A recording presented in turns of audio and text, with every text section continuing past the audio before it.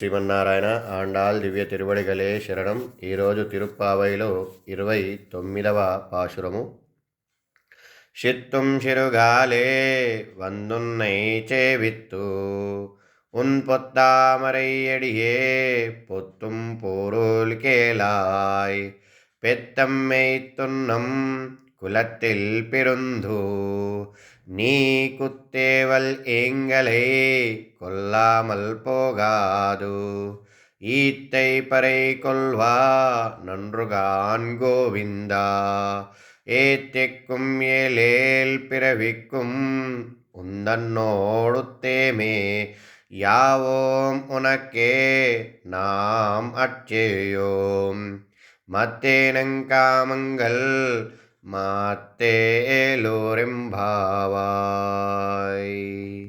ఆండాళ్ దివ్య తిరువడిగలే శరణం. జై శ్రీమన్నారాయణ. ఈరోజు మన ఆండాలు తన వెంట ఉన్న గోపీజనులతో తాను ఏం కోరి వచ్చిందో నిరూపించిన రోజు. మన వాళ్ళు మేం పరిశుద్ధులమై వచ్చామని గతంలో 2 సార్లు చెప్పారు. మేం ఏ ఇతర ఫలితాలు కోరి రాలేరు, ఏ ఉపాయాలు కూడా వాళ్ళ వద్ద లేవని నిన్న చెప్పారు. ఈరోజు స్వామి ముందర తమ ఆర్తిని ఆవిష్కరిస్తున్నారు. మేం రావడం సాధన కాదు, మా ఆర్తిని చూసైనా అనుగ్రహించాలని అనిపించడం లేదా అని అంటున్నారు. షిత్తుం శిరుగాలే, ఇంకా ఈ చీకటి తొలగని తెల్లవారే సమయంలో వందు మేం నీ దగ్గరికి వచ్చాం. మాలో ఆర్తి పెంచినది నీవే కదా. ఎంతకాలం నీవు చేసిన ఫలితము ఇన్నాళ్లకు మాకు ఈ జ్ఞానం కలిగింది. ఇది నీవు చేసిన కుషే కదా.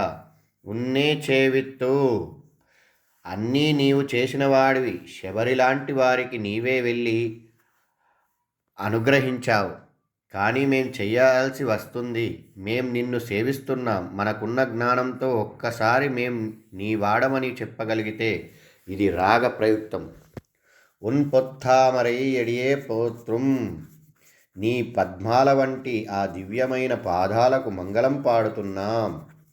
యం కించిత్ పురుషాధమం కటిపాయ గ్రాష్ట్రే అల్పధారకం సేవయ, ఈ లోకంలో అల్పమైన పురుషార్థం కోసం వాడి కన్ను కొంత ఆస్తి చూసి వాడే నాయకుడని చుట్టూ వాళ్ళ చుట్టూ తిరుగుతారే జనం, ఎంత ఆశ్చర్యమో కదా. నాథేనా పురుషోత్తమే త్రిజగతమే ఏకాధిపే చేతసా సేవ్యే సస్యపదస్య దాసారి సురే నారాయణ తిష్టతి. సమస్త జీవులకు ఆయన నాథుడై ఉన్న పురుషోత్తముడు ఆయన కాదా? ఆయన ముల్లోకాలు నడిపేవాడు. చేతులు కట్టుకున్న ఒక్కసారి మనస్సులో నీవాడనని తెలిపినా ఆయన పరమ పదాన్ని ఇస్తాడు అని కులశేఖర ఆళ్వారు చెప్పినట్టు మేం నీ పాదాలు పాడటానికి వచ్చామని చెప్పారు. ఆయన ఏం విననట్టుగా సుదీర్ఘమైన ఆలోచనలో పడి ప్రేమతో వీళ్ళకేసి చూస్తున్నాడు. పోరోలుకేలా మేమెందుకు స్తుతిస్తున్నామో వినవయ్యా అంటూ ఆయనను తట్టి పాఠం చెప్తుంది గోద. ఆండాళ్ తల్లి పాఠం చెప్పడం అలవాటు కదా, ఆయనకి పాఠం చెప్పగలదు. పెత్తంబేత్తున్నం కులతిల్ పిరందు, మొదట పశువులను మేపి అవి తిన్నా గాని మేం తినేవాళ్ళం కాదు. నీకు మా స్వరూపం తెలియదా? మరి నీవేం చేస్తున్నావు? మాకు ఆహారం నీ సేవయే. అది మాకు లభించాకే ఆ తర్వాత కదా నీవు ఆహారం తినాలి. నీ కుత్తేవల్ ఎంగలై కొల్లామల్ పోగాదు, నీ ఆంతరంగిక సేవకై మమ్మల్ని స్వీకరించవలసిందే. ఏదో వ్రత అని అన్నారు, ఇదిగో అని అక్కడ పెట్టాడు. మీరేదో అడిగారు కదా, ఆ పరికరాలన్నీ తెచ్చాను, ఇక్కడ పెట్టాను, తీసుకోండి. ఇత్తై పరైకొల్వాన్ అండ్రుఘాన్ గోవింద, మేము ఏదో అడగాలని వాటిని అడిగాం. మేం కోరేవి కాదు. కేవలం మాట పట్టుకొని చూశావా?